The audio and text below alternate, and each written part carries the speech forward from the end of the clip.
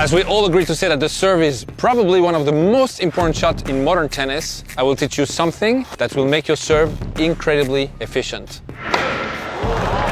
What I will teach you today will improve your accuracy, your first serve percentage, but also your power. I'm talking about the toss.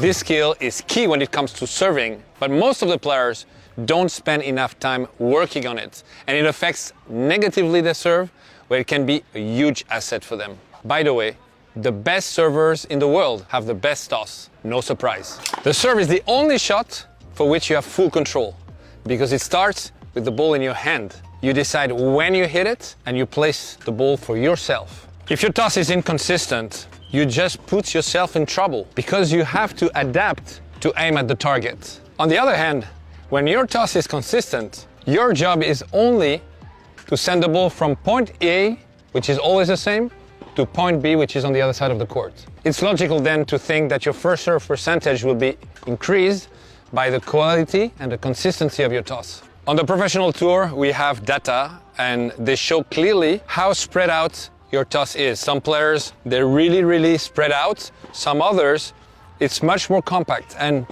of course, all the time, the best servers, the more compact the toss is, which means that they land basically always in the same circle that is quite small. If the circle is much bigger, it means the toss is much more inconsistent.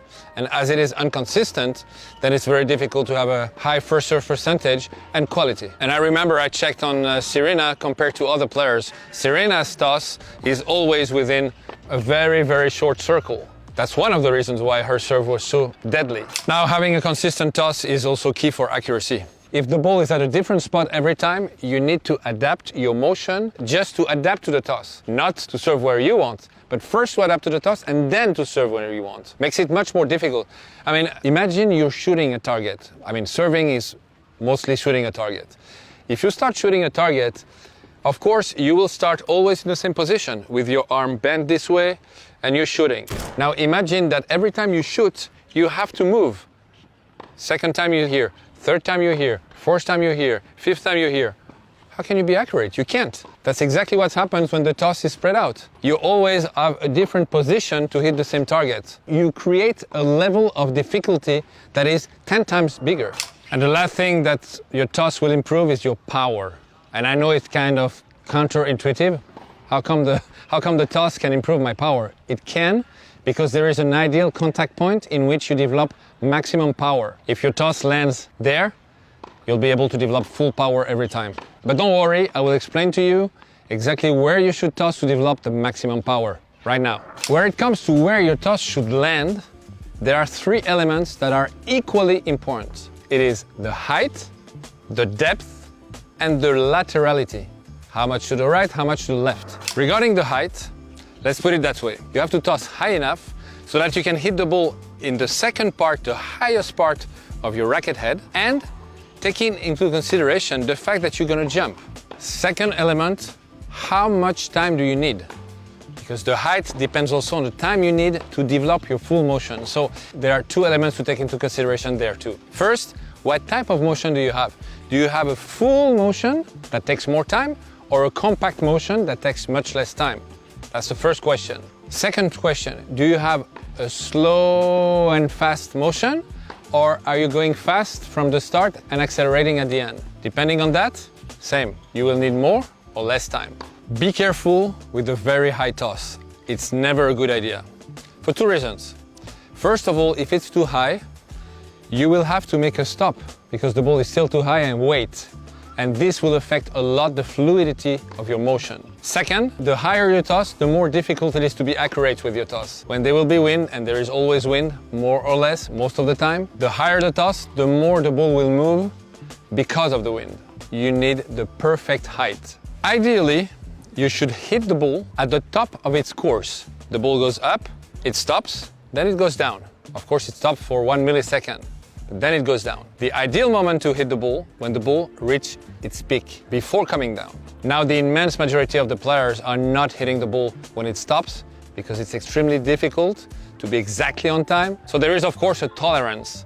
And I would say the tolerance is around 20 centimeters between the peak and where you're gonna hit the ball. But if you can hit it at the peak, it's even better. Now let's see the depth. So how much in front are you supposed to toss? Classic mistake is to toss too much in front, and most of the players do. The ball is going away from you and a bit too far. As the ball will be too much in front, look at the position of my wrist. This is the ideal position of my wrist. I can really hit the ball on its head, but when the ball is too much in front, because of the position of my wrist, it's going to be very difficult to find the right spot. And if I try to hit it on the head, it's going to go in the net. Second problem of tossing too much in front, your body will be broken in two, which means that you're going to lose a lot of height, and height is key.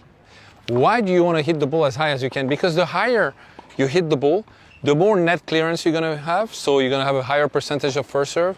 The higher you are, the easier it is to find the angles. So it's only benefiting to be high. And guess why do the best servers in the world are tall? Because they're naturally higher than others. The ideal position of the body when you hit the ball is this one. There you have the maximum height. The more in front, the more your body is going to go forward, be broken, and the lower the point will be where you hit the ball. The only exception is for the guys who do serve and volley, because they need to start as much inside the court as possible after the serve. Why? Because right after the serve, they need to run. So if they gain already half a meter, it's a plus. So in the modern game, for those who don't do serve and volley, which is the immense majority of the players, it's important not to toss too much in front, so you don't have to jump too much in front. And as you land here, it's easy in one step to go back behind the baseline. So basically, in terms of depth, you should toss where you land inside the court, more or less. If you end up here after your serve, toss here. If you end up there, toss there. We just talked about the depth. Now we're going to talk about the laterality. Shall I toss on my right, center, on my left? Before saying where to toss, you have to think, what is the best position to hit the ball? With my contact point here, here, here, here. Here's the answer. The ideal contact point as a server, it's here.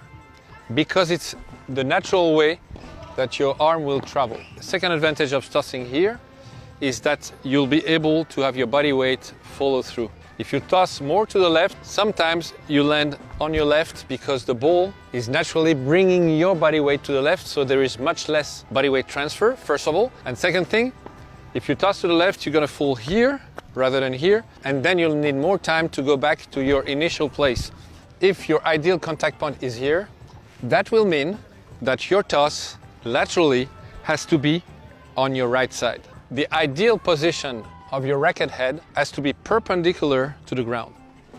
And it's very important to have the same toss whether you're going to hit flat, slice or kick, especially on the first serve. If not, you are giving an information to your opponent of where you're serving and with which spin you're serving.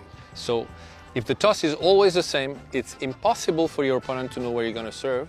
If you're going to serve flat, if you're going to serve slice, if you're going to serve tee, if you're going to serve out wide. And only your wrist will decide of where you serve and how you serve. Now let's be clear on where the ball should land, because it's important, because when you're going to work on your toss, you're going to need to know where the ball should land. Same thing as for the depth. You're going to position your arm and your racket head exactly where you want to hit the ball. You go down and you position your racket on the way down, and you see that it's a few centimeters to your right. That's exactly where the ball should land laterally. Now we know the depth, we know the laterality. I want my toss to land inside the court, where I'm landing, and laterally to the right. This is the exact ideal spot for a toss. So when you work on your toss, you know exactly where the ball should land. Oh! Now let's talk about how technically to have the ideal toss. An ideal toss is a toss that lands where you want and consistently. As you know, when you serve, you start going backwards, put all your body weight on the back leg, and then you push forward and put all your body weight on your front leg. The right timing is back, and while your body weight is going front, this is the moment when you toss. If you want to toss in front, your body weight has to go front. Be careful not to go left, be careful not to go back. Second classical mistake is to bend the arm while you toss. When you bend the arm, you lose control of the ball. If you want maximum control, try to keep still as many parts of your body as you can. The toss is always made with a straight arm. From the start to the end. The third mistake for most of the players who want to toss high is to accelerate the arm. This also creates loss of control. Your arm shouldn't move too fast. I can toss quite high with a slow motion, and the motion should be from the start to the end at the same pace. It's a key element to stay calm. If you look at the best servers in the world, look at their face, they're extremely calm. They don't rush, they don't have any moments of excitement. Everything is calm and smooth. When shall you end up the course of your arm? I would say 120 degrees. If this is 90, this is 120, but never not 180, because this will bring your body backwards. It's important to stop it far enough high so you guide the ball longer and you have a better control. If you stop it early, you have less control on the ball. Your body is not balanced when it comes to serving. This arm is so important when it comes to giving you the stability. So it has to be high enough, but not too high, because then again, it moves your body backwards. How long should I keep this arm? If your arm goes down too early, then your body weight will also come with it, and you're gonna drop, and you're gonna hit the ball too low, and you're gonna hit the net a lot. It's important to keep this arm up until the racket head starts to go behind the back, and then you can drop it. And the last part of the body that is involved in the toss is the hand. Again, on that subject, there are many opinions. Shall I use my fingers or use only the palm of my hand? My answer is this one. I would use my fingers as little as possible. When there is stress, they're shaking a little bit. It's very easy to make a wrong movement with someone so simple and so sensitive. This part of the hand is much less sensitive, so less sensitive to stress also. Here, there is only one part. It's a big part where the ball is really balanced, and most of the best servers in the world keep the ball inside their hand, they close their fingers. But once they decide to throw the ball, they just open the hand and they keep the palm of their hand as if they would have a tray. You can look at Andy Roddick's serve. Every time he serves, you see his hand exactly like a tray. For those who use the fingers, a lot of them make the ball roll on their fingers. How can you be precise, especially under stress, when you make the ball roll on your fingers? If you are 30 years old, 40 years old, and you've tossed with your fingers all your life, and you're actually struggling with being consistent with your toss, it's not a major change. And it's easy to work. You can even work at home.